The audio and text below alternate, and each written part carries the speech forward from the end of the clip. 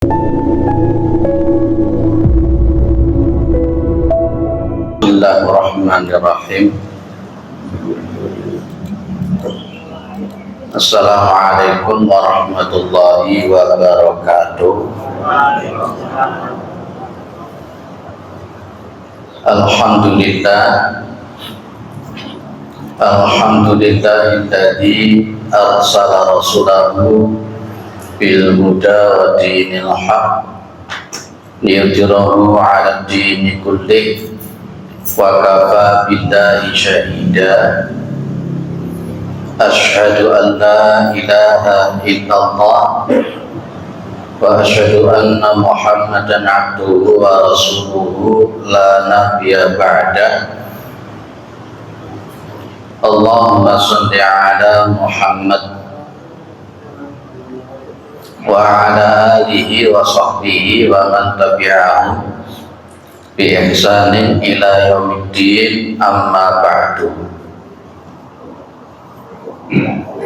Kita bersyukur kepada Allah Subhanahu wa ta'ala atas segala nikmat yang diberikan oleh Allah kepada kita semua, terutama sampai pada pagi hari ini kita masih diberi kekuatan iman dan Islam, kita masih diberi kesehatan dan kesempatan sehingga kita bisa melaksanakan kewajiban kita untuk thalabul ilmi, mengkaji agama Allah, mempelajari agamanya Allah Subhanahu wa ta'ala. Mudah-mudahan kesempatan semacam ini senantiasa diberikan oleh Allah kepada kita semua sampai nanti kita menghadap kepada Allah yang tentunya dalam posisi husnul khatimah. Amin. Salawat salam tentu terlimpahkan kepada Rasulullah Muhammad SAW sebagai khatamul anbiya wal mursalin, penutup para nabi dan rasul, yang tidak ada nabi lagi sesudah Nabi Muhammad SAW. Para jamaah yang dimuliakan oleh Allah, kita ketemu lagi ngaji kajian akhlak. Kita mengerucut membahas kitab Ayyuhal Walad. Ini kitab yang berisi tentang nasihat-nasihat Imam Al-Ghazali, seorang tokoh tazkiyatun nafas, nasihat beliau kepada muridnya yang sedang belajar. Baik, kita lanjut. Hukiya an-Nashibliyah rahimahullah khatiman arba'amiati ustadin. Diceritakan bahwa Imam Shibli ini salah seorang ulama besar pada zamannya, yang beliau lebih banyak mempelajari tentang tazkiyatun nafas, kajian-kajian akhlak. Beliau ini khatimah arba'amiati ustadin, berkhidmah, berguru kepada 400 ustadz atau 400 guru, menunjukkan bahwa beliau ini memang orang yang haus betul dengan masalah keilmuan, sehingga beliau tidak cukup satu guru yang harus diambil ilmunya, yang diserap ilmunya. Dan memang kalau kita bisa melihat ulama-ulama terdahulu, Imam Hanafi, Imam Maliki, Imam Asy-Syafi'i, Imam Hambali, Sufyan Ats-Tsauri dan lain-lain, itu tidak cukup hanya sekedar satu guru untuk menyerap ilmu. Belajar ulumul hadis, belajar ulumul Quran, belajar fikih, belajar qawaidul fikih, belajar usul fikih dan lain-lain. Termasuk kalau kita bisa melihat sirahnya, sejarahnya Imam Al-Bukhari.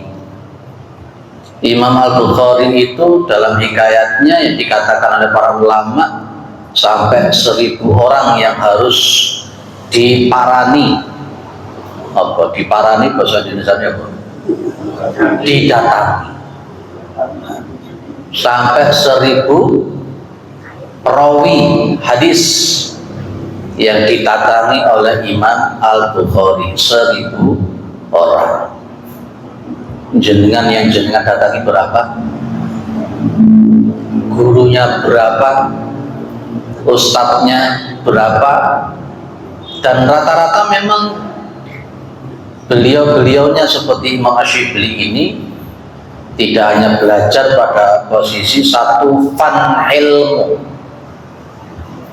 Kalau kita kan ada pembelajaran akhlak, ada pembelajaran tauhid, ada pembelajaran muamalah, ada pembelajaran fikih ibadah, dan itu ya. Dari empat-empatnya itu berapa guru yang kita serap ilmunya. Secara kajian akhlak posisinya orang yang punya greget untuk selalu mencari ilmu dan kepingin tahu, itulah sebenarnya orang yang baik. Ya, selalu mencari, karena konsepnya apa, Bu? Thalabul ilmi fardhatun ala kulli muslim. Beda dengan orang yang merasa cukup dengan ilmu yang sudah ada, itu orang itu gak baik gitu. Kadang-kala orang kalau sudah merasa ilmunya cukup, kadang-kala munculnya sok pinter. Wah, Agus pinter kok, ilmuku wis akeh kok, lah ini yang rusak. Tak boleh, tak boleh. Pak Kiai Haji Ahmad Dahlan, rumahnya di Jawa Tengah, betul ya. Tapi ngajinya beliau kemana? Ke Mekah Al-Mukarramah. Berapa puluh tahun beliau di sana, dan kebetulan ketemu dengan Pak Kiai Haji Hasyim Asy'ari, satu guru di sana. Doa-doa para sahabat dulu ada namanya Jabir bin Abdillah.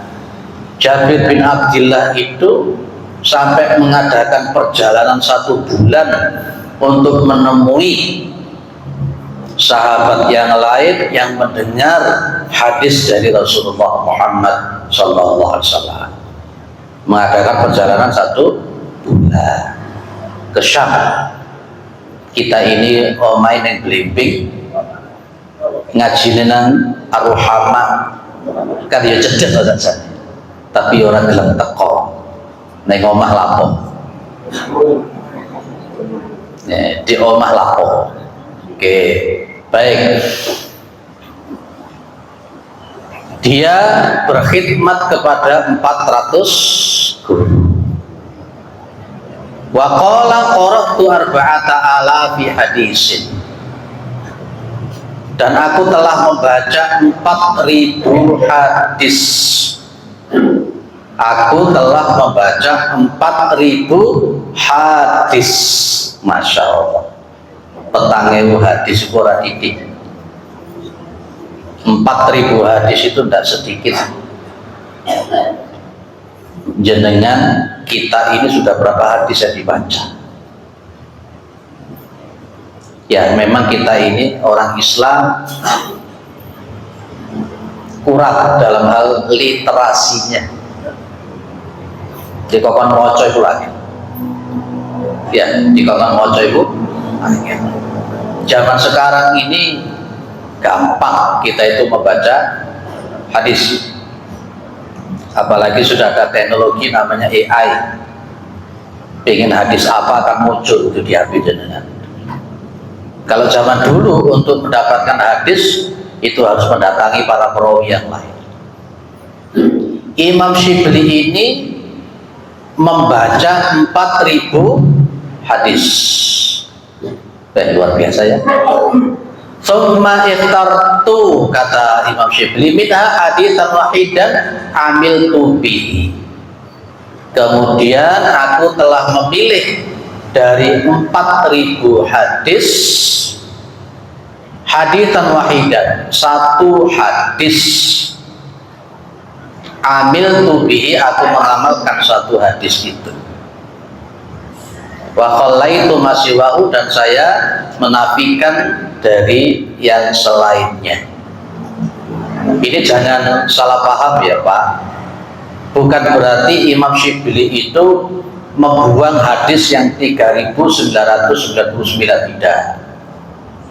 Maksudnya Imam Syibli ada satu hadis yang memang betul-betul menjadi motivasi untuk diamalkan dalam perbaikan kehidupan. Satu itu yang ditekankan. Umpamanya contoh, jenengan itu membaca Imam Bukhari Sahih, Bukhari khatam bis. Tapi di antara ribuan hadis yang jenengan baca dari Sahih Bukhari, jenengan satu hadis yang ingin jenengan tekankan. Innamal a'malu binniyat wa innamal likulli imri'in ma nawa. Segala sesuatu itu tergantung daripada niat, dan seseorang akan mendapatkan apa yang dia niatkan. Terus dia dalam kehidupannya itu menekankan hadis ini selalu dalam konsep apapun, noto niat, noto niat, noto niat, noto niat, dalam rangka untuk memperbaiki dirinya. Maksudnya Imam Syibli itu begitu. Nah, dari sekian 4000 hadis, beliau mengambil satu hadis untuk memberikan pencerahan dan nasihat untuk dirinya, yang karena memang satu hadis ini merupakan ilmu daripada ulama-ulama terdahulu dan ulama-ulama yang akan datang. Apa satu hadis itu? Di sini bunyinya satu hadis itu. Wa dzalika anna Rasulullah SAW qala li ba'di ashabihi. Ya, yang demikian itu sesungguhnya Rasul Muhammad SAW bersabda kepada sebagian sahabatnya. Ya, ini mudah-mudahan bisa kita amalkan di sini, Pak. I'mal lidunyaka biqadri maqamika fiha. Beramalah untuk duniamu. Beramalah untuk duniamu. Biqadri maqamika fiha, berkenaan dengan kadar, berkenaan dengan perkiraan kamu menetap di dunia itu. Maksudnya piye Pak, Ibu? Hidup di dunia itu cuma sementara. Ya, hidup itu cuma sementara.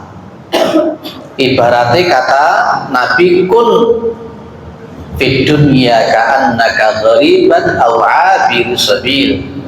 Jadilah kamu di dunia itu seolah-olah kamu itu orang asing atau sekedar lewat.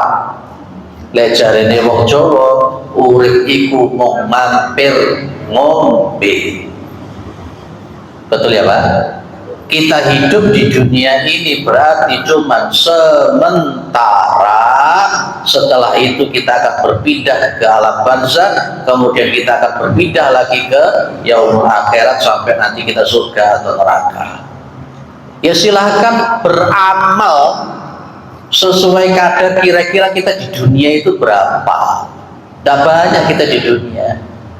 Yang memang di dunia itu digunakan untuk mencari bekal. Wa tazawwadu fa inna khairaz zadi at-taqwa. Nun sewu, kalau kata Nabi, kita ini di dunia antara 60 sampai 70. Sementara nanti di akhirat itu khalidina fiha abada, kekal selama-lamanya. Kalau akal sehat, nah kalau memakai akal sehat, tentu kita akan mementingkan yang khalidina fiha abada. Betul ya Bu? Tapi ternyata di dalam kehidupan ini orang lebih mementingkan yang cuma sementara. Nah, apatah lagi kalau Allah mentakdirkan usia itu pendek. Karena hidup itu kita nggak ngerti berapa kita nanti. Kalau ngikuti kajian Nabi ya 63. Sudah ada usia 63 sekarang? Kalau 63 siap-siap ya Bu, Pak. Ada yang 61, 62? Ada, berarti kurang 2 tahun. Ada yang lebih dari 63, berarti bonus. Panjenengan masih dikasihi oleh Allah. Mungkin Allah mengatakan awak udah cukup. Maka kalau sudah usia kita lebih dari 63, berarti Gusti Allah menunjukkan Rahman dan Rahimnya supaya jenengan itu siap tenanan untuk berangkat. Sudah siap toh? Kok koyo ragu-ragu toh jenengan ngomongnya. Siap ya Pak? Siap gak siap kudu siap, gelem gak gelem ya kudu gelem. Makanya mumpung masih ada, ayolah, terus gak usah mikir sing aneh-aneh. Apalagi usianya sudah di atas 40, 50, 60, terus ora usah mikir sing aneh-aneh. Madep mantep nang Gusti Allah. Apa maneh wis dadi pengacara? Nah, wis dadi pengacara, ayo kita perbanyak. Sudah ada pengacara banyak di sini ya? Sudah banyak sekali. Baik. Lanjut, wa'mal li akhiratika bi qadri baqaika. Dan beramalah untuk akhiratmu berkenaan dengan perkiraan penetapan kamu nanti di akhirat nanti. Iya maksudnya? Nanti pilihannya cuma 2. Pilihannya mau loro yang kita sebut dengan al-ahkamu al-jazaiyah. Tempatnya mau loro, yaumul jaza, surga atau neraka. Cuma itu saja, surga atau neraka. Silahkan beramal untuk akhirat berkenaan dengan nanti kira-kira pengennya itu, pengennya itu surga atau neraka. Kalau pakai akal sehat, yang tadi kalau pakai akal sehat memilih yang khalidina fiha abadah. Kalau di sini yaumul jaza, kalau akal sehat pasti milih surga. Ada yang memilih neraka pun. Aneh kalau ada orang pengen neraka. Ya, berarti kalau panjenengan memang kerentak, kalau panjenengan memang azam niat untuk melebunya masuknya ke surga, ya kudu sumbut. Apa sesumbut itu Pak? Sesuai. Kalau memang benar-benar kepingin mlebu surga, ya harus sesuai. Berarti wa i'mal akhiratika, tenanan lek nglakoni ibadah. Itu loh Bu, maksudnya itu Bapak. Pengen mlebu surga tapi angel dijak ngaji, ya repot. Pengen mlebu surga angel dijak sholat, ya repot. Itu angan-angan. Karena kita masuk surga itu tidak pakai angan-angan. Ibaratnya kalau dalam surah Al-Baqarah bunyinya apa? Watazawwadu, carilah bekal. Carilah bekal. Fa inna khaira zati taqwa, karena sesungguhnya bekal yang paling baik itu adalah takwa. Insyaallah panjenengan surga nggih. Mampir dulu napa boten? Mampir dulu napa boten? Insyaallah boten. Kira-kira sesuai jenengan mengatakan enggak mampir itu jonggole apa jonggole?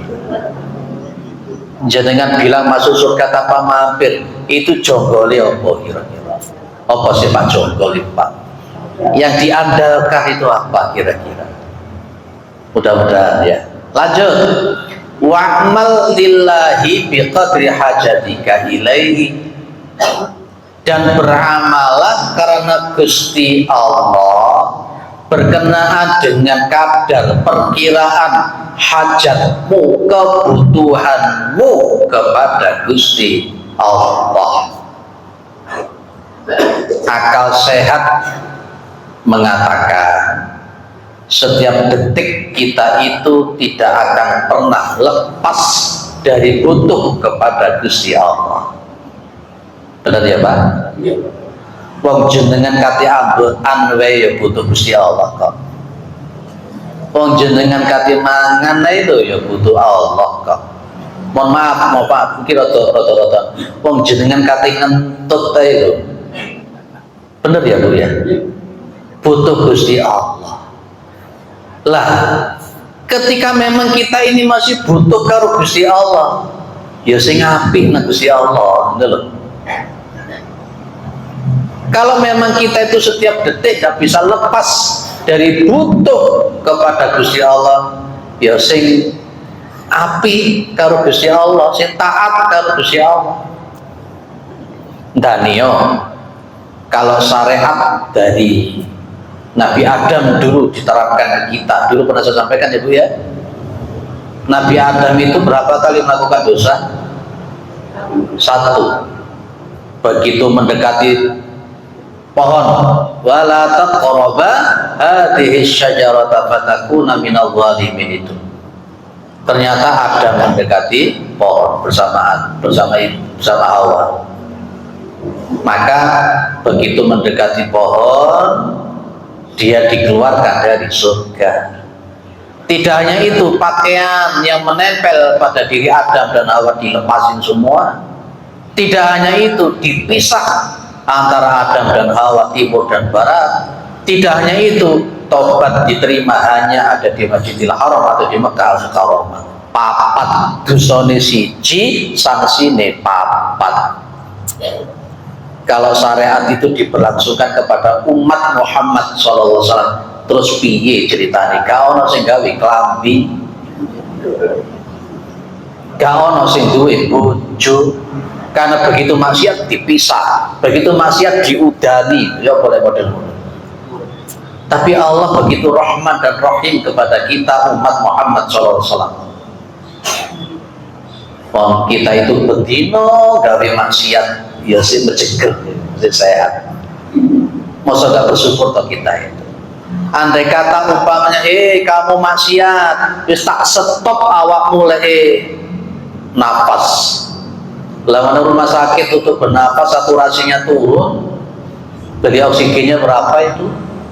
Katakanlah kita buat saja 1 tabung 200.000, gak iso nafas 200.000, habis berapa? Habis umpamanya 1 hari 1 tabung, 10 dino neng, 10 dino neng. Rumah sakit butuh duit berapa? 2 juta. 10 dinar. Lanjenengan usianya sudah 60 tahun. Seharusnya kalau Allah nagih bayar, itu piro bayarnya? Iso bayar kira-kira. Lo ngono kok sih gak bersyukur enak Gusti Allah terlalu. Itulah konsepnya, wa'mal lillahi biqadri hajatika ilaihi. Ya beramal telah karena Allah Subhanahu wa taala berkenaan kadar perkiraan butuhmu kepada Gusti Allah, karena setiap hari kan butuh, setiap saat detik butuh.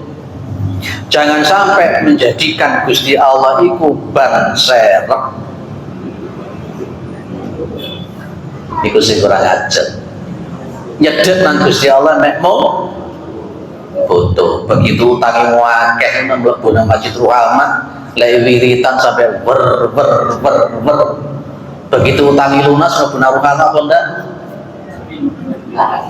Begitu utangi akeh keplepet melarat. Lek tahajud anggap tiap malam tahajud. Waduh, masyaallah lek donga ben nangis-nangis. Begitu rezekine lancar, dagangane laris, duwite akeh, tahajudnya hilang. Astaga, iku jenenge ndadekno Gusti Allah ban serep. Iku jenenge kurang ajar. Butuh tak karo Gusti Allah, Pak? Kita butuh sama Allah itu bukan masalah uang tok, tapi masalah-masalah yang lain. masalah yang lain. Ada orang minta rezekinya banyak, bener sama Allah dikasih 1 bulan gajinya dikasih 150 juta, saulan dikai duit 150 juta, itu sing pokok. Ternyata ngotek lijo gak wani, ngotek emping gak wani, ngombe banyu putih tok titik, mangan sego ya mangan sego putih tok mek titik, gak oleh akeh-akeh. Jam 10 awan kudu mek katokan soalan cekak ambil gak kawasan melaku muter perumahan ambil caring. Itu bayaran 150 loh itu.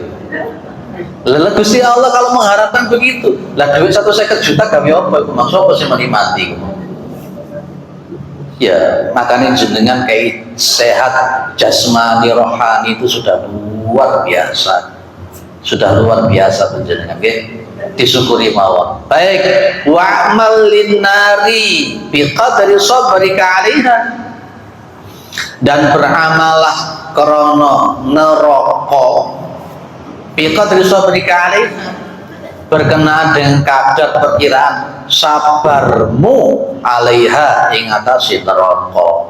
Maksudnya piye? Kira-kira lek gak gelem taat, kira-kira lek gak gelem ibadah, kuat dilebokno ning neraka.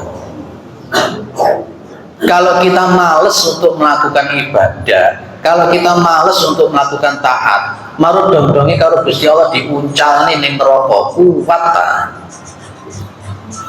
Berarti konsepnya pantes ndak masuk surga, kuat dan masuk neraka. Ibu, pantes masuk surga?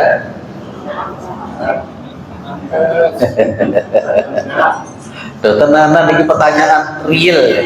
Pantes sama mlebu surga, kuat tadi dilebokno neraka. Kita kan jarang tau berpikir model seperti ini.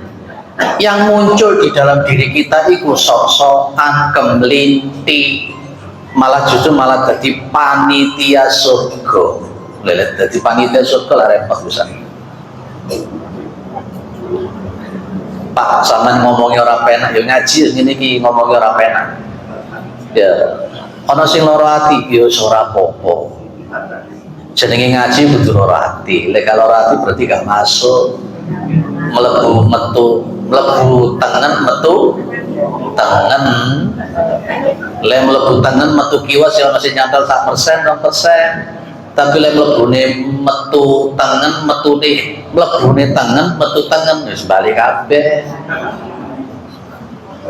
Engko nek omah ditakoni sampean ngaji apa wis ora apa pokoke lungguh ngurone mbok paham mbok enggak. Baik, para jamaah yang dimuliakan oleh Allah Subhanahu wa taala. Saya lanjutkan di sini. Ada dialog di antara guru dan murid. Jadi namanya Hatim Al-Asam. Hatim Al-Asam itu berteman dan sekaligus jadi muridnya Syaqiq Al-Balkhi. Wong loro-loro ini podok-podok ulama besar, orang yang ahli dalam bidang tazkiyatun nafs. Syaqiq Al-Balkhi itu cuma tanya kepada Hatim Al-Asam. Di sini perkataannya, sahib tani mundu talatina sana mahasil kafiha.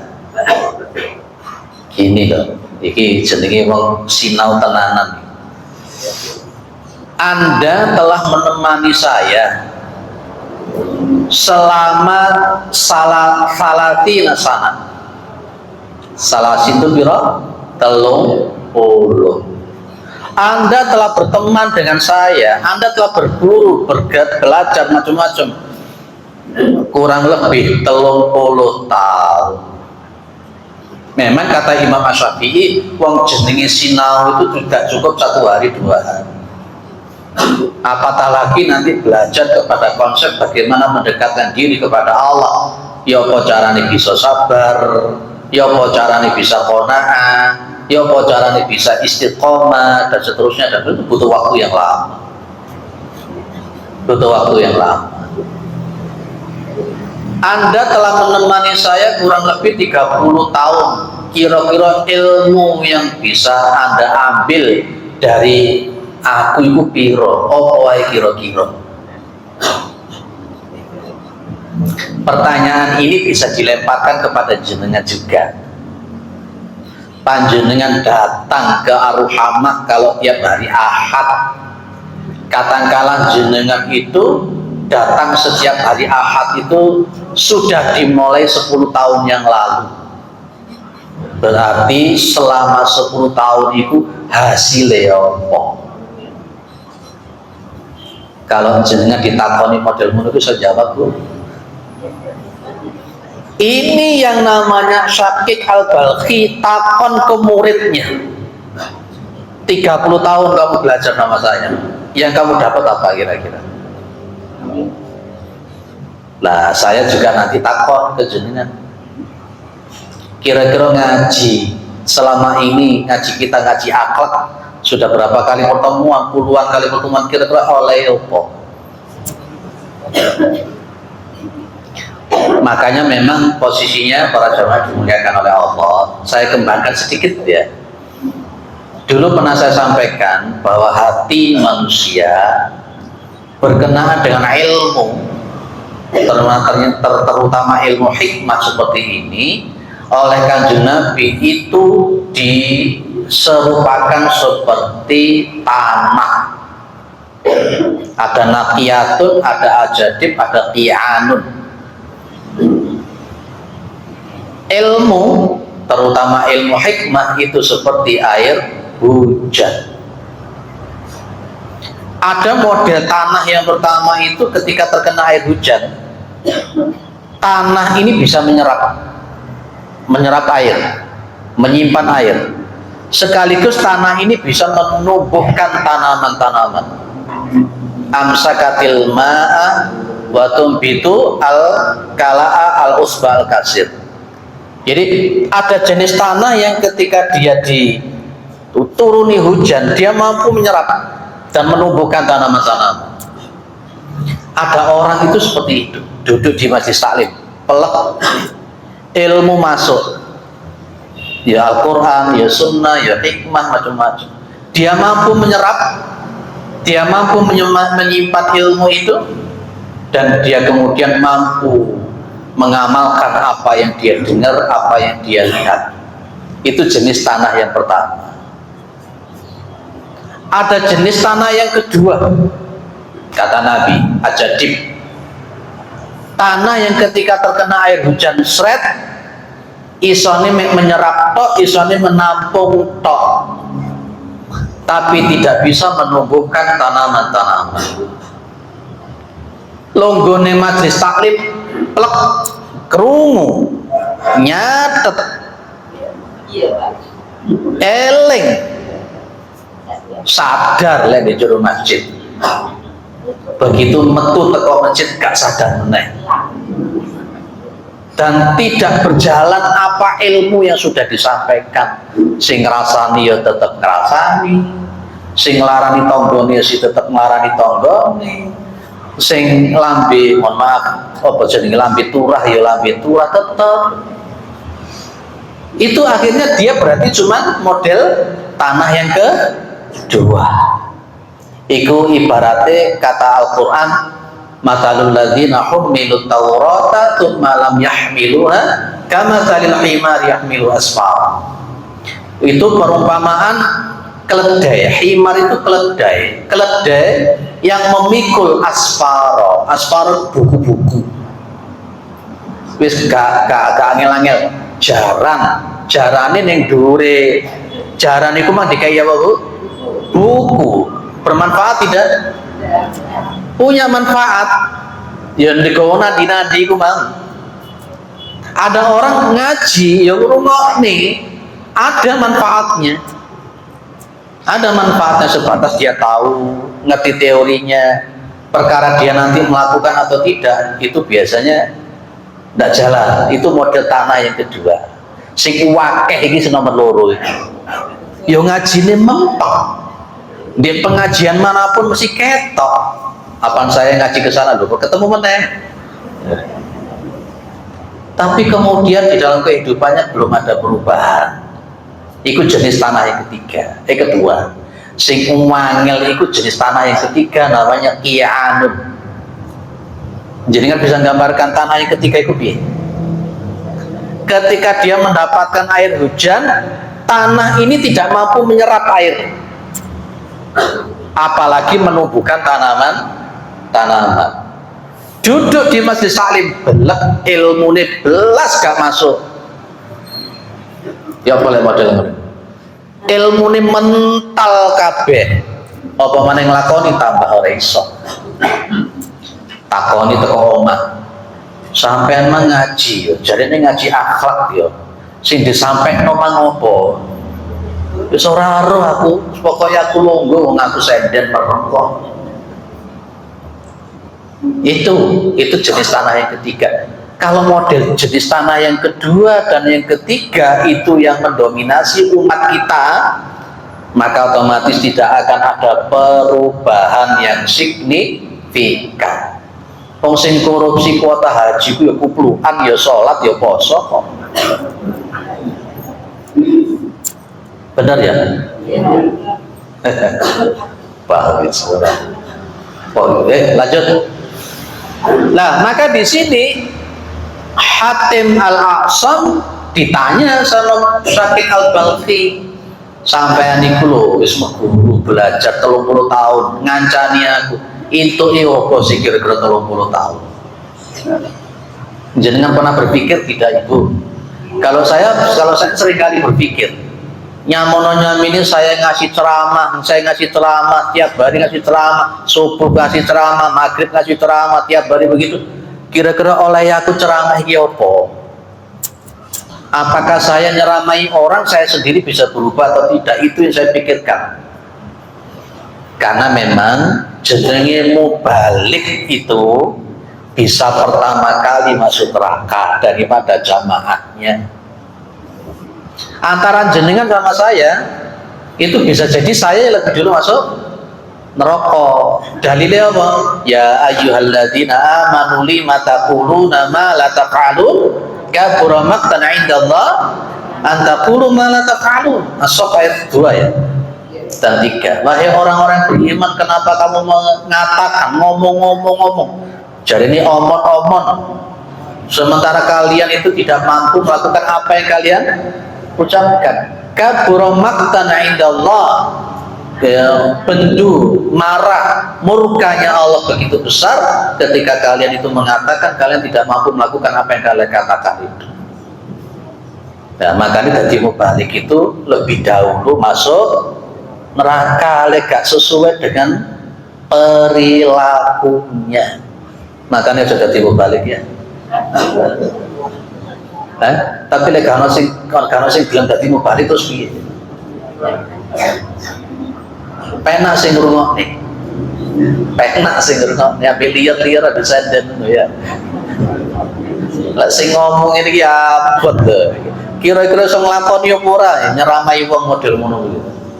Lah apa meneh mbek merem turu ngono tiklur, masyaallah. Kadang-kala saya itu kadang ya mikir, lah iya kene ngecepet sampai ngotot ngoyo dualil sinaune kaya ngono. Lah kok sing diceramai itu lho kok.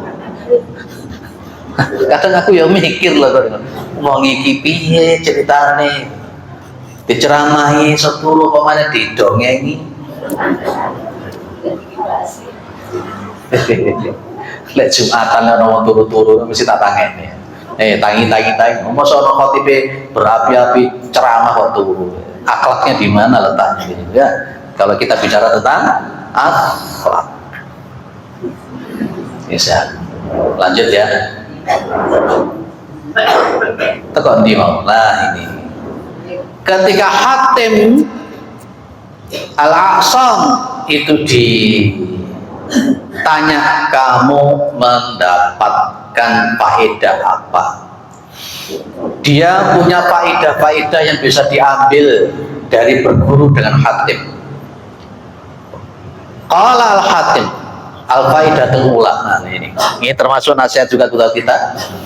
Hatim Al-A'sam mengatakan, anni nazartu ilal khalqi, saya itu telah melihat kepada makhluk.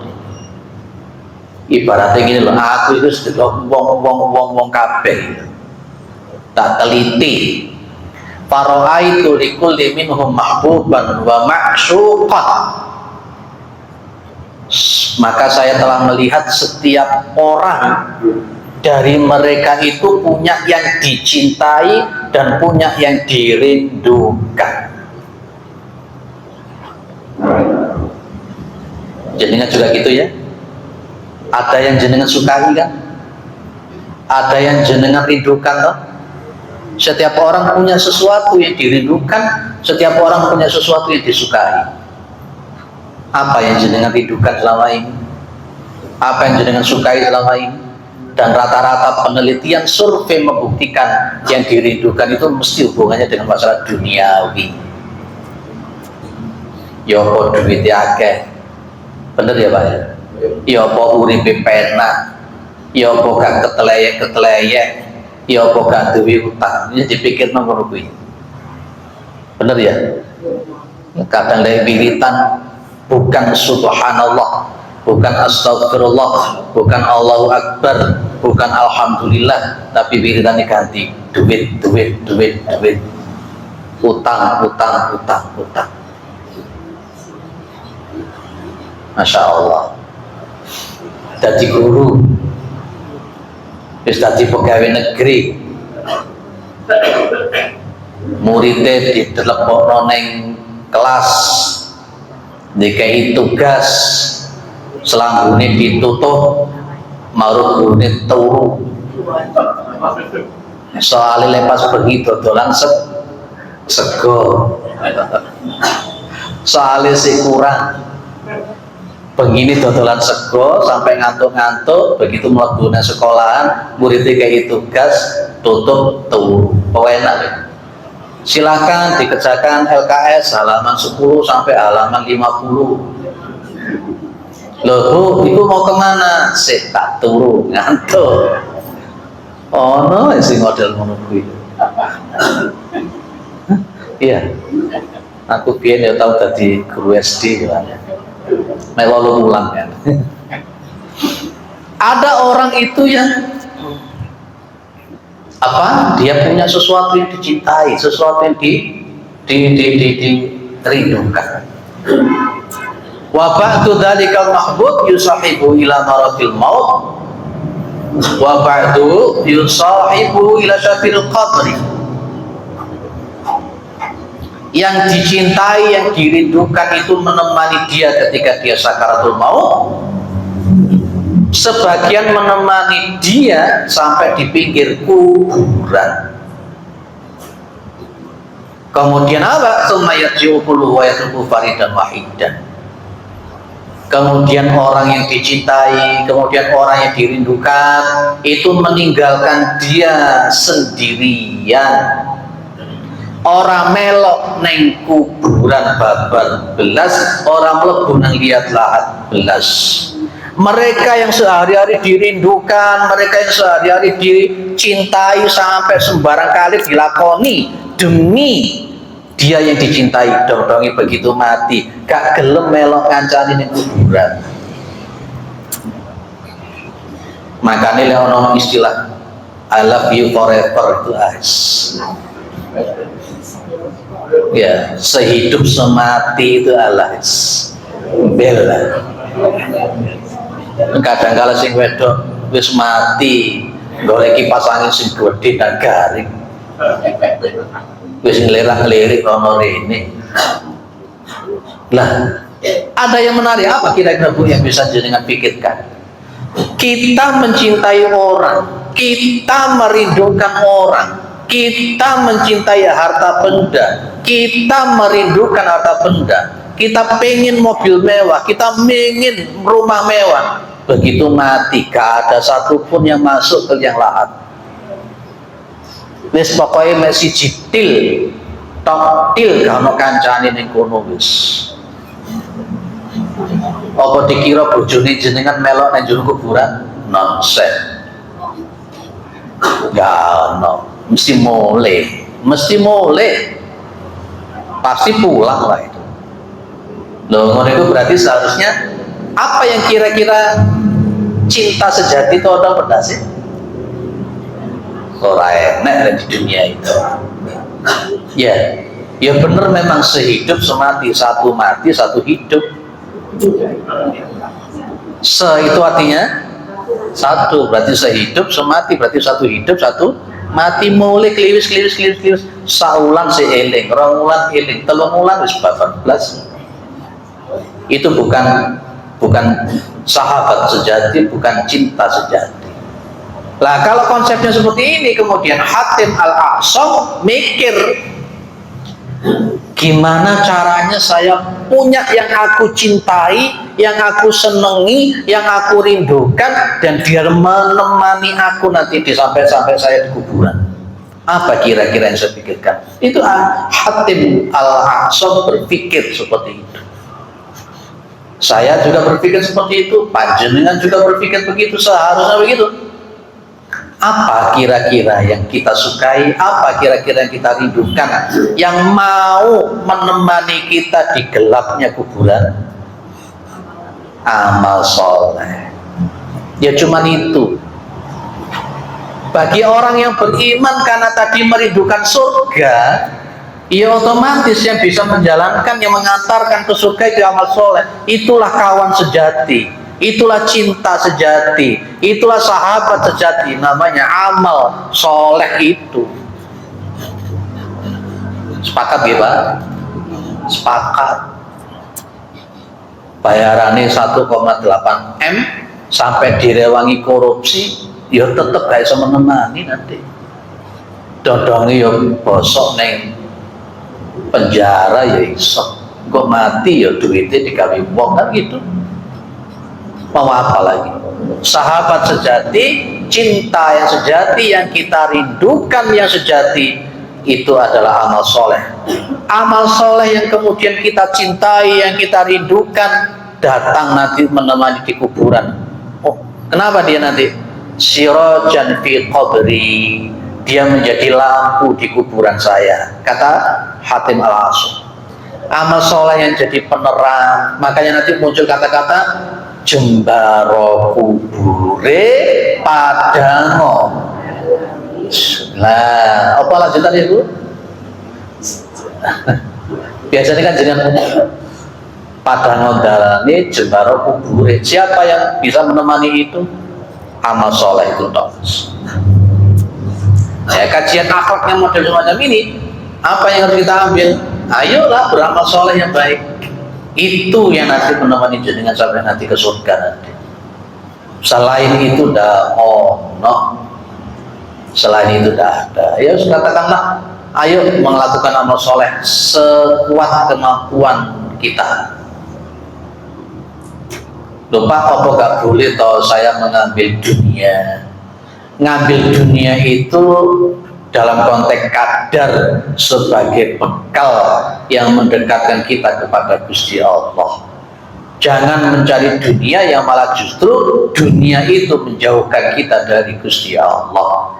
Maka harta yang paling baik, uang yang paling baik itu adalah harta atau uang yang bisa mengantarkan kedekatan diri kita kepada Gusti Allah. Itulah harta yang terbaik. Clear ya Bu? Makanya nanti ada istilah istidraj. Ada istilah istidraj. Namanya saja istidraj.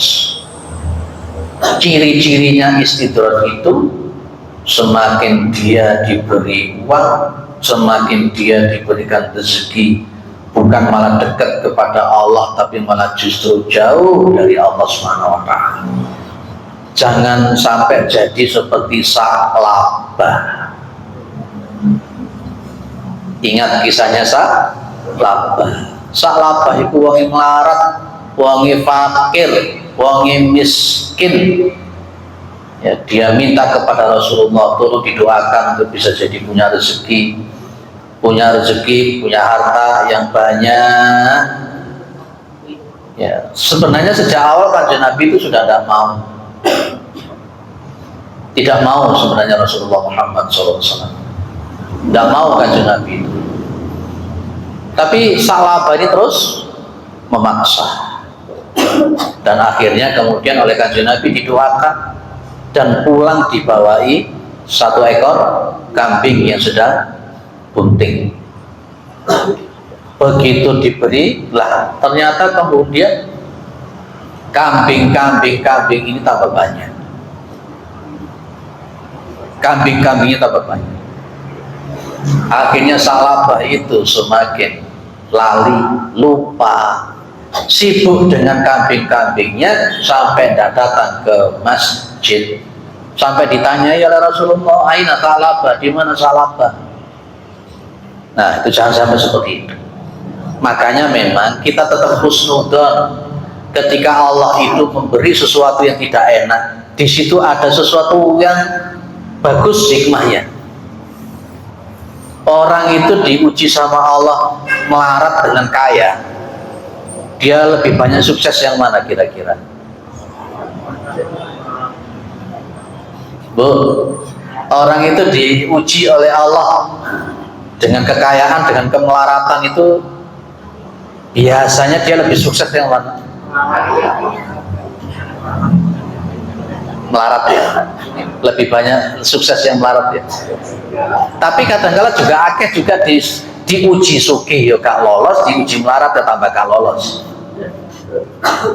Dikai duit akeh lali, gak dikai duit ya tambah lali. Tapi memang banyak, betapa banyak. Memang yang dikhawatirkan oleh Rasulullah itu ketika kita dibuka semuanya rezeki oleh Allah. Rasulullah khawatir di situ. Karena sibuk dengan dunianya, nyantol kepada dunia, bahkan melakukan kesyirikan dengan bergantung kepada harta, bergantung kepada dunia, sehingga tauhidnya jadi hilang. Kayak seperti Qarun,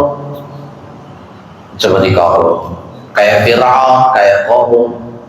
Wes ambil satu cinta sejati yang jenengan cintai, yang jenengan hidupkan. Apa itu? Amal soleh yang itu nanti akan menemani panjenengan sampai nanti di alam barzakh, yang menerangi di alam barzakh, yang menghibur di alam barzakh, sampai menemani nanti ketika di yaumul ba'ats, di yaumul mahsyar, yaumul hisab, yaumul mizan, yaumul sirat, dan nanti menemani sampai di yaumul jazaa.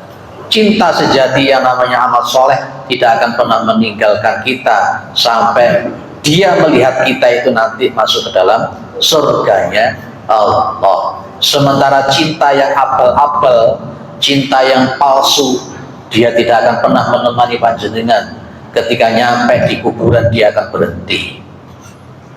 Dan kadang belum nyampe di kuburan saja sudah rela dia berkhianat kok. Ya Pak? Tuh ya. Semua lanjut ya. Mesak jam aku ceramah. Baik, lanjut. Faedah yang kedua dia. Ini berarti santri sing apik. Berarti santri yang bagus. Meguru 30 tahun dia mampu menyerap dengan bagus. Kadang-kala musim mondok sampai 7 tahun orang ngerti apa 12. Ya aneh. Lanjut ya Pak, atau ada diskusi dulu sebelum saya lanjut? Lanjut dulu. Oke, ya wes, supaya 2 arah sebelum saya lanjut al-faidah 2. Monggo yang didiskusikan dulu, nanti saya lanjut setelah ada diskusi. Saya tambahan dulu.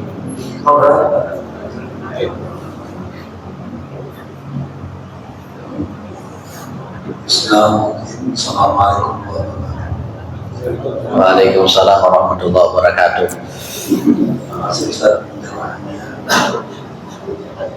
Tadi disampaikan bahwa banyak jamaah yang melihat ikut taklim misalnya itu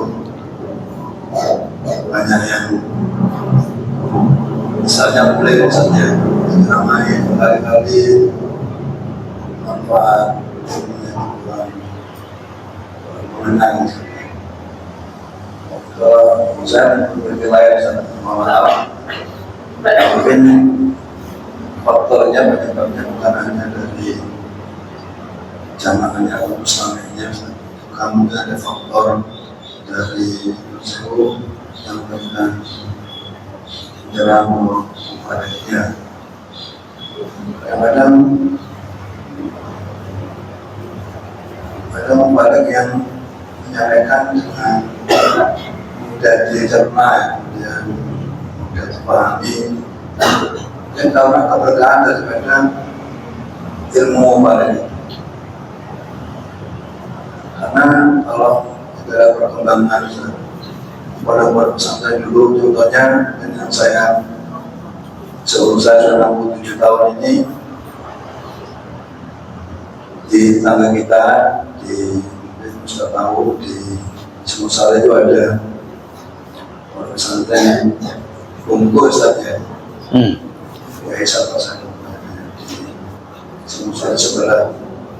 Waktu saya masih ada di Semusara itu kan tiap hari di situ, di luar pondok itu pondoknya sederhana sekali, kemudian sederhana sekali, santrinya juga sederhana sekali, tapi bisa mengeluarkan mubarak-mubarak yang luar biasa dari pondok yang sederhana itu. Tapi sekarang pondok itu besar, mewah, ya. Justru sedikit sekali yang mengeluarkan, menjadikan santri-santri itu ilmunya tidak seperti yang dulu. Mungkin apa karena ini ilmu dari keikhlasan daripada kiainya, maksudnya itu yang seperti itu.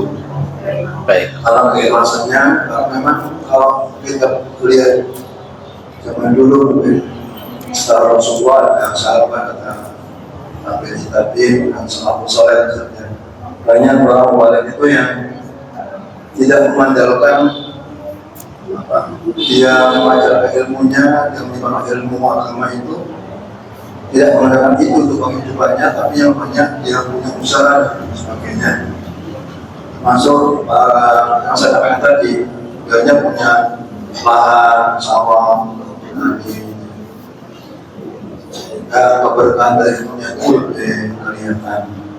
Baik. Mungkin sekarang banyak kembali maaf, termasuk saya dengan yang lain juga, karena banyak kurang seperti itu, sehingga manfaat dari ilmunya itu terimbas kepada para. Terima kasih. Assalamualaikum. Baik, saya sepakat 100% dengan apa yang jenengan sampaikan. Ibaratnya saya mengatakan begini, kalau yang namanya hati itu akan ketemu dengan hati, akal ketemu dengan akal. Ucapan-ucapan yang dari hati dia akan masuk ke dalam hati. Ucapan-ucapan hanya sekedar dari akal, dia akan masuk ke dalam akal saja. Memang betul ruh daripada kesemuanya itu adalah keikhlasan. Kuncinya di situ. Sing ngaji ya ikhlas, apa mana sing ngekei materi ya kudu ikhlas. Ngekei ceramah model ini gak boleh ada sedikit pun terbersit untuk golek amplopang. Tidak boleh. Suatu saat saya dapat cerita dari si Fulan, ketika ada si balik khutbah Jumat, pas begitu ketika Jumat, Pak takmirnya lupa ngasih bisyarah, sampai di rumah takmirnya dibel, bisyarah saya tadi belum dikasih. Nah, ada satu lagi si Fulan sudah dijadwal di masjid yang kecil, dan kemudian ada masjid yang gede yang lebih basah bisyarahnya, mudah diterima. Pas ketika hari hanya sang fulan ini dibel sama takmir. Dia punya alasan, mohon maaf, ada perlu, saya mohon izin untuk tidak datang. Dengan izin Allah, si fulan itu ternyata khutbah di masjid yang gede. Di situ ada pengurus dari masjid kecil tadi kebetulan datang ke situ. Konangan, ternyata dia bukan pergi keluar kota, tapi justru dia lebih memilih masjid gede sing bisa lebih gede. Lalu ini sudah indikasi berarti dia ceramah untuk penghidupan. Jadi memang ya mohon maaf ya untuk itu. Beda lagi dengan salah satu CMM kita, luar biasa CMM kita ini, tidak saya sebut, saya juga lupa namanya. Kebetulan khutbah ke Singosari, lah kok dengan takdirnya Allah itu dia lupa dompet itu ketinggalan, ya, dan dia tidak membawa sepeda motor. Lah kok dengan takdir Allah lupa takdirnya ngasih bisyarah. Dia tidak ngebel, tidak nelpon, dia jalan kaki dari masjid ke rumahnya tanpa mengebel, tanpa apa. Memang niatnya adalah untuk mentransfer ilmu. Maka kita bisa melihat ya, para ulama-ulama terdahulu, nilai-nilai ikhlas itu yang didulukan. Sing ngaji ya ikhlas, sing ngekei materi di ikhlas, itulah ikhlas ketemu ikhlas, berkah nanti yang muncul. Sing ceramah ikhlas total, lah sini ceramah gak ikhlas, itu ngaji opo, bal-balik nyelekit doy, wes. Itulah makanya hati turun ke hati. Tidak hanya mata turun ke hati, tapi telinga turun ke hati disebabkan nilai-nilai keikhlasan. Maka innamal a'malu binniyat. Dulu pondok kami, ya Tebu Ireng itu, masya Allah, kita bisa melihat yang keluar dari pondok Tebu Ireng luar biasa. Tapi sekarang pondoknya gede, sekolahnya gede, udah percaya gede. Ya adalah yang memang. Ya adalah yang memang menelurkan. Ya wa'lam bishawab. Intinya di mana? Ikhlas. Itu memang betul. Saya sepakat betul dengan jenengan. Lah kalau pondok-pondok kita sekarang kadang-kala gaya bisnis, melebuai 40 juta, 60 juta, SPP-nya 5 juta, hanya sekedar untuk itu yang mesti ae. Nilai-nilai keberkahan itu karena faktornya bukan karena Allahnya, tapi ya apa caranya dengan mendirikan pesantren saya dapat uang banyak. Dulu di sana pondok yang begitu besar, universitasnya juga besar, hancur hanya gara-gara itu. Punya istri 2, begitu mati rebutan, sampai kampusnya dibagi 2, sampai penuh barang, karena yang dipikirkan apa? Itu aja. Saya sepakat 100% dengan panjenengan.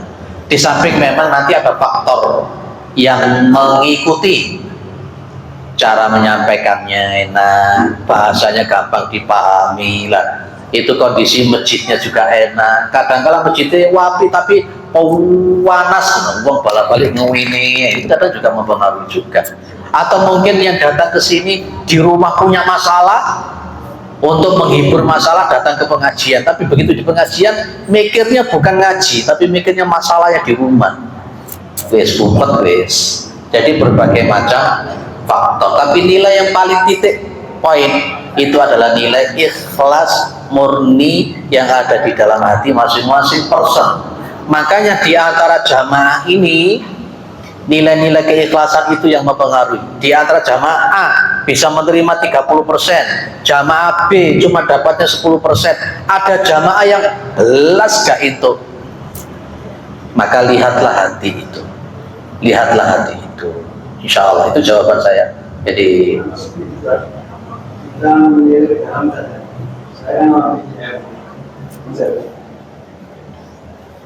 saya orang BDM, mungkin juga termasuk takmir di masjid ini saja. Itu ada penilaian dari jamaah. Itu masjid Al-Hama itu betul sekolah. Saya tanya kenapa? Iya, maksudnya itu ngaji pagi ya ulama itu dapat makan, tapi di bawahnya siapkan infak yang baik. Katanya masa orang terus keluar, gimana? Masya Allah. Para jamaah yang dimuliakan oleh Allah Subhanahu wa Ta'ala, ini memang kalau kita berbicara tentang mindset dan berbicara tentang cara berpikir manusia itu berbeda-beda. Mungkin niatnya takmir dengan menulis itu niatnya bukan untuk itu, bukan total sego itu, tapi mindsetnya para jamaah ada yang berpikir itu. Marinya diano sego kok ini sorry ditulisi siapkan infak. Maka memang betul Al-Quran sudah menetapkan ada tabayyun, ada tabayyun. Maka konsepnya 204 Ali Imran itu munculnya yad'una ilal khairi baru wa ya'muruna bil ma'ruf. Syekh Al-Utsaimin membedakan antara yad'una ilal khair dengan wa ya'muruna bil ma'ruf, itu beda. Sebelum kita mengajak kepada kebaikan, maka yad'unya didulukan. Apa itu? Jelaskan dengan bayan. Jelaskan dulu, diterangkan dulu. Umpamanya contoh, Pak Takmir punya konsep ngasih makan dan juga di bawah ada tulisan semacam itu. Jelaskan kepada jamaah kenapa mesti muncul seperti itu, ya. Dan jamaah jangan buru-buru menjustifikasi. Jamaah juga harus tabayyun. Perintahnya Allah apa tuh? Fatabayyanu an tusibu qauman bijahalatin fatusbihu ala ma fa'altum nadimin. Kan itu kan perintahnya Allah. Jangan langsung buru-buru menjustifikasi. Tabayyun dulu ke takmir. Pak Takmir, kira-kira redaksi ini piye? Dari hati yang ikhlas, dari hati yang tulus. Kalau saya kok mikirnya redaksi model begini kayak begini. Nah, akhirnya nanti akan muncul. Saya yakin Pak Takmir tidak ada keinginan untuk jual nasi, itu tidak ada keinginan. Tapi juga Pak Takmir tidak bisa langsung menjustifikasi kon ojo nuduh mitnah ngono, enggak, karena dia membacanya itu. Karena apa konsepnya? Pikiran manusia berbeda-beda, beda-beda. Nah, kadang-kala juga ngono.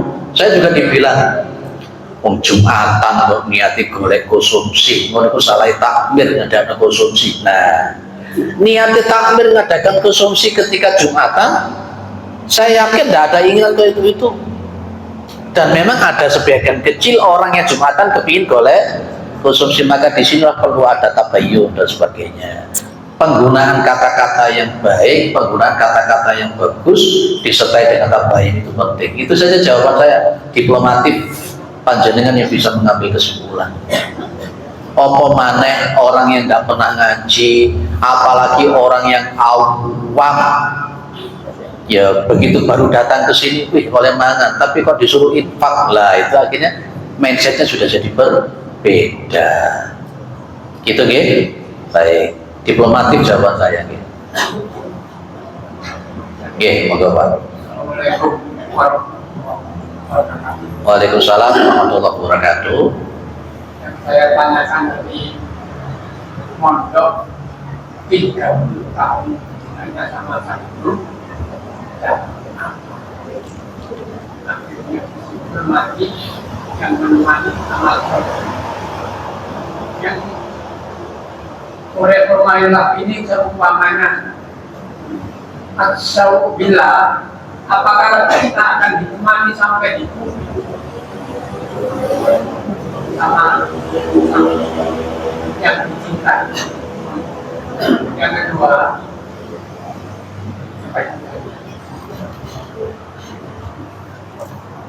itu dulu kan. Ya,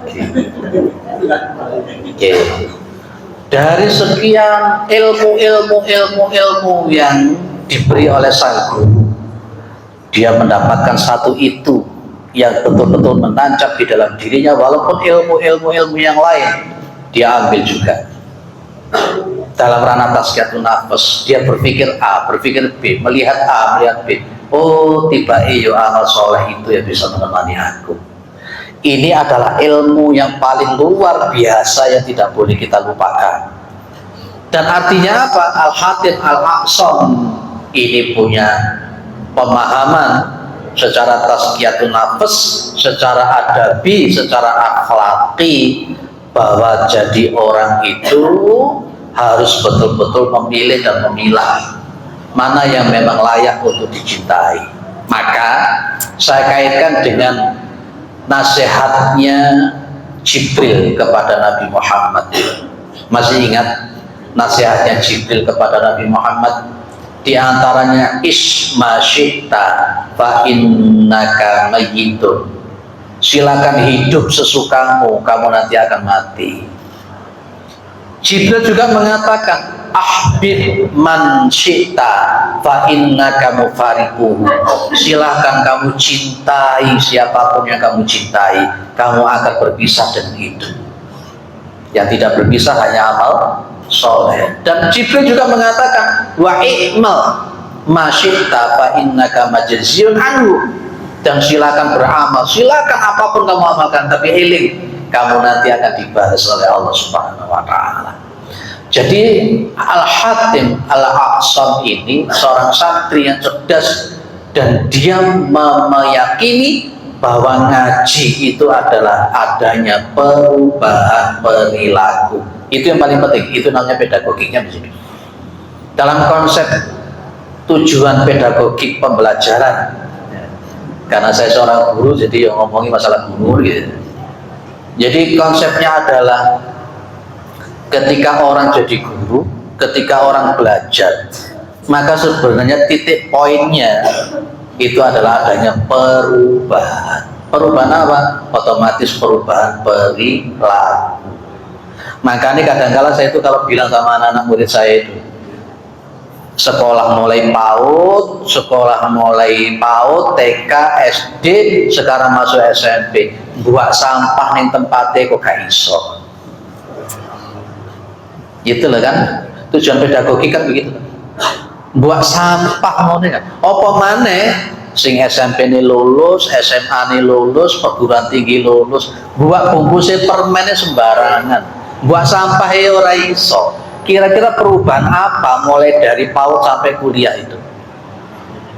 Itu yang dimaksud dalam garis bawah. Aku ini untuk apa secara perubahan? Ternyata Hatim Al-Aqsam menyebut perubahannya itu berarti saya harus memilih amal soleh yang bisa menemani saya sampai nanti di kuburan.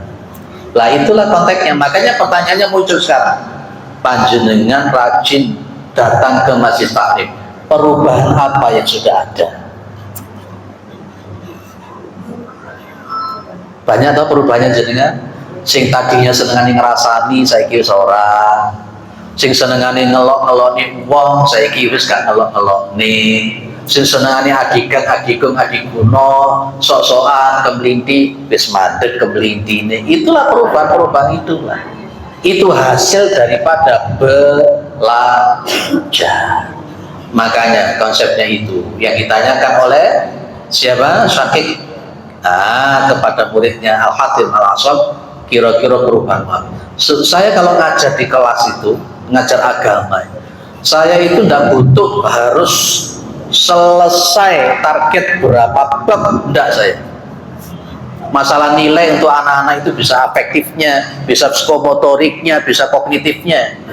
Nilainya walu, tapi diajak sholat jamaah gak budal, dikongkon ngaji gak budal, saya tidak mau ngasih 8.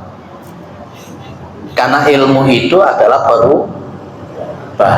Makanya kalau di tempat kami begitu tet adzan langsung berangkat ke masjid, kumpulkan semuanya di situ. Di absen siapa yang bermasalah di situ. Begitu. Bagaimana sikapnya dia ngomong sama gurunya, bagaimana dia itu taklimnya kepada gurunya, itu sebenarnya bukan hanya sekedar nilai di atas raport itu yang saya sampaikan. Tapi kalau gurunya kencing berdiri, ya muridnya kencing berlari. Begitu ngekei tugas, ini kerjakan tugas ini halaman sekian sampai sekian, ditutup jebret. Loh, ibu guru mau kemana sih? Tak ngopi dulu. Balik begitu datang, wis mari apa guru rek? Sudah bu, ya wis kompon hari ini tak tanda tangani, mulai ditakoni karo wong tuane, emang diajari apa sama Pak Guru? Bu Guru, disuruh membuat LKS, nulis LKS, garap LKS. Loh, lah maling ngono akhir bayar larang-larang. Hanya sekedar disuruh garap LKS ditinggal bayaran itu ke pemerintah. Oh, kira-kira barokah apa enggak model ini? Makanya di sekolah-sekolah Muhammadiyah itu saya kritik betul kalau sebenarnya ada model ini. Nah, karena tadi itu masuknya ke ranah berkah, tidak berkahnya ilmu yang menetes ke dalam hati anak-anak murid itu masuknya di situ Bapak. Jadi makanya konsepnya pertanyaan diulang lagi, ngajinya mononya ini perubahan ini opo gitu nggih? Monggo.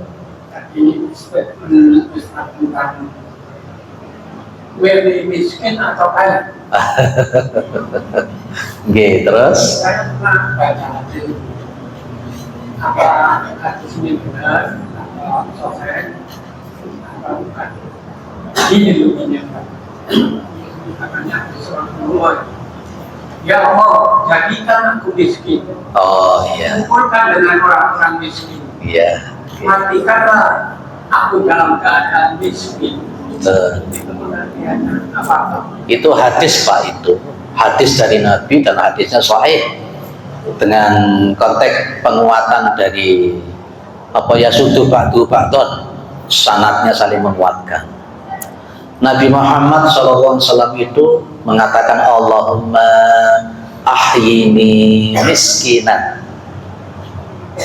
kemudian wahai Allah jadikan saya itu miskin, dan kemudian waksuni zumratal masakin, diantaranya ya kumpulkan saya itu dengan orang-orang miskin dan bangkitkan aku dalam posisi miskin. Saya pernah membaca hadis itu sempat muskil seperti panjenengan, mosok kanjeng Nabi jaluk melarat, dan memang dalam kehidupan kanjeng Nabi beliau memilih melarat. Tapi yang dimaksud oleh para ulama bukan itu, karena kalau kita membaca hadis harus kita komparasikan dengan hadis yang lain dan dikomparasikan dengan ayat-ayat yang lain.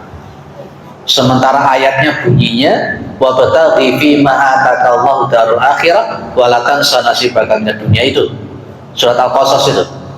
Dan ambil, silakan cari keutamaan-keutamaanmu di akhirat, tapi jangan melupakan kehidupanmu di dunia. Termasuk juga wajahatu bi amwalihim wa anfusihim. Ya, mereka berjuang dengan harta mereka dan nyawa mereka. Kalau tidak kaya terus piye? Di samping itu Abu Bakar As-Siddiq juga kaya, Abdurrahman bin Auf juga kaya, Utsman bin Affan juga kaya. Apakah Abu Bakar As-Siddiq, apakah Abdurrahman bin Auf, apakah Abu Bakar tidak paham dengan doanya Nabi itu? Maka para ulama memberi penjelasan kata-kata miskin itu artinya mutawadi'an. Mutawadi'an, apa mutawadi'an? Tawadu, rendah hati, tidak sombong, tidak kemelinti, tidak sok-sokan. Itulah makna miskin yang dimaksud oleh kanjeng Nabi. Karena konsepnya orang yang sombong itu adalah penuh ya sugih kemelintine, sugih sok-sokane, sugih nyencelai dan sebagainya. Itu jenengan nanti buka umpamanya kitab-kitab syarah berkenaan dengan hadis itu. Ketika Nabi mengatakan Allahumma ahyini miskinan, berarti apa? Wahai Allah, hidupkanlah aku ini dalam posisi menjadi orang yang selalu rendah hati dan tawadu, dan kumpulkanlah aku ini bersama orang-orang yang tak rendah hati dan tawadu, dan bangkitkan aku nanti bersama orang-orang yang Tawadhu. Ketika orang tawadhu rendah hati, tawadhu kepada Allah, tawadhu kepada sesama manusia, itu dia masuk miskin. Itu. Sehingga jangan salah paham dengan doa ini. Dan hadis ini akhirnya kemudian dipakai oleh mereka-mereka yang tidak ngerti dengan Islam. Loh itu loh orang Islam karo Kanjeng Nabi dikongkon melarat. Nggak ngono paham nih. Makanya muncul mindset gelok niku lho, wong Islam geloken lah. Wong Islam itu lho geloken lah, melarat-melarat. Wong Islam itu puluh-puluh, rusuh-rusuh, kotor-kotor, rembes-rembes, ngono akhirnya. Bener ya? Nah, maka hadis itu harus dipahami dengan ayat-ayat dan lain-lain. Pak, lek ngono milih sugih apa milih kaya?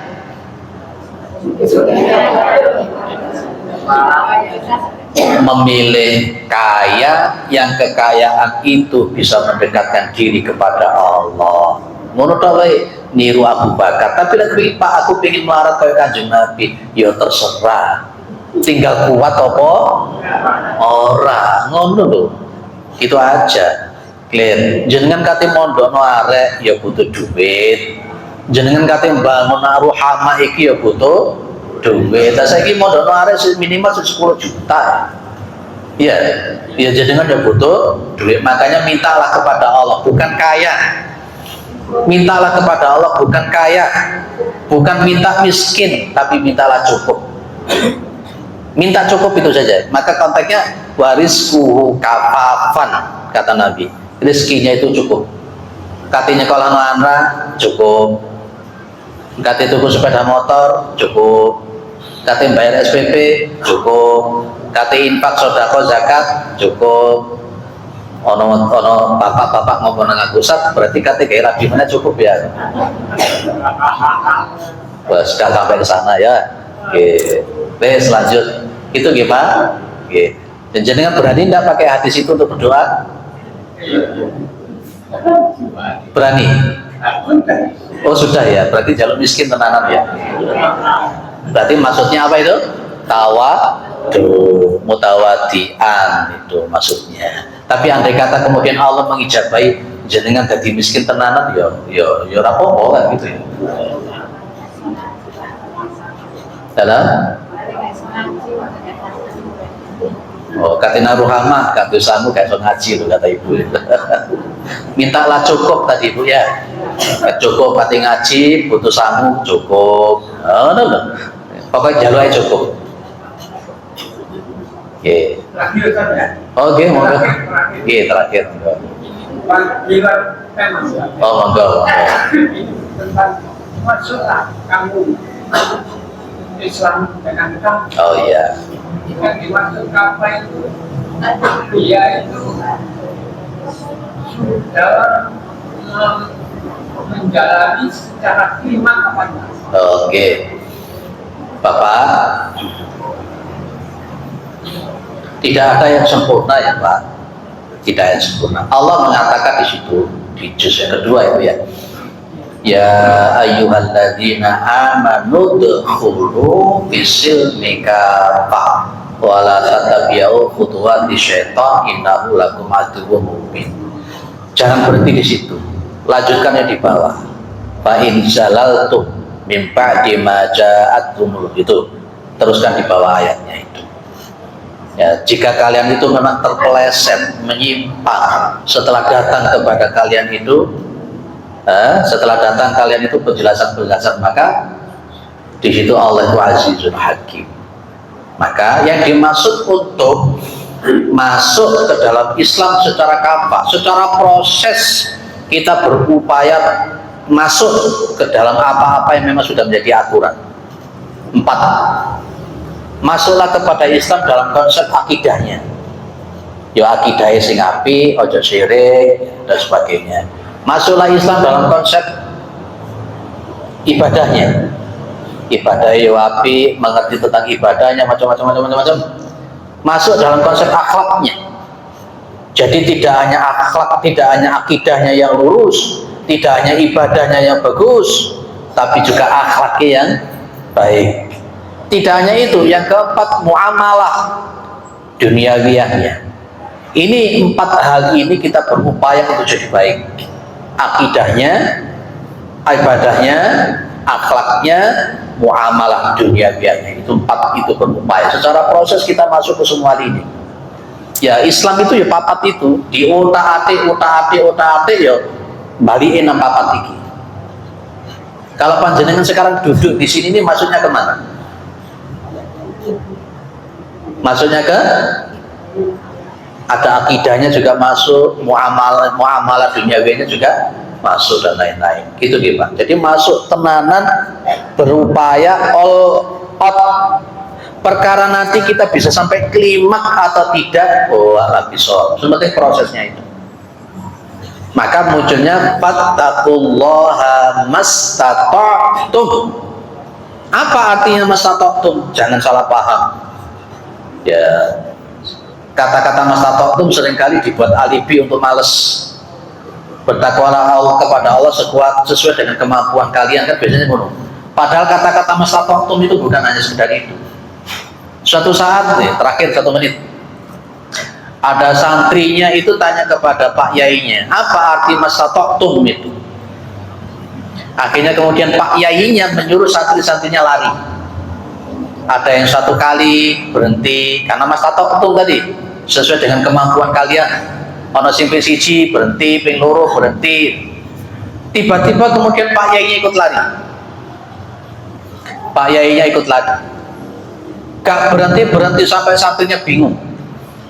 Akhirnya kemudian Pak Yainya itu semaput jebret karena ndak kuat. Kemudian Pak Yainya ditanya sama santri-santrinya, Pak Yai, sampean kenapa bisa berlari seperti ini sampai jenengan pingsan? Pak Yainya bilang, loh, saya menerangkan kalimat mastata'tum itu tadi. Berarti sekuat tenaga saya aku gak. Lah, itu mastata'tum berarti udkhulu itu masuklah secara kafah itu ya munuku mau. All out wis kita ngaji sampai pinter, ibadah ya sampai, makanya Kanjeng Nabi itu lihat sholatnya sampai kakinya jenengan lah bengkak atau kakinya saking sampai sikile kesel sembujo ngikat mana. Baik, mudah-mudahan bermanfaat ya Pak. Itu nggih. Baik. Ya guyu, ya tegang, ya apa gitu ya.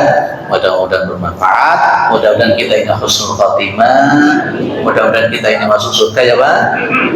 Tanpa hisab kita masuk surga. Mudah-mudahan kita mendapatkan syafaat dari Rasulullah Muhammad SAW. Rumah tangga kita juga rumah tangga yang sakinah mawaddah warahmah. Anak-anak kita, keturunan-keturunan kita juga anak-anak yang saleh dan sholihah. Dan kita doakan para pemimpin-pemimpin kita untuk senantiasa mendapatkan petunjuk dari Allah. Mudah-mudahan negara kita ini adalah negara yang baldatun thayyibatun warabun ghafur imarifah jinawi tatatatrum kerto.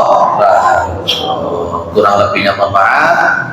Subhanakallahumma wa bihamdika asyhadu an la ilaha illa anta astaghfiruka wa atubu ilaik. Wassalamualaikum warahmatullahi wabarakatuh.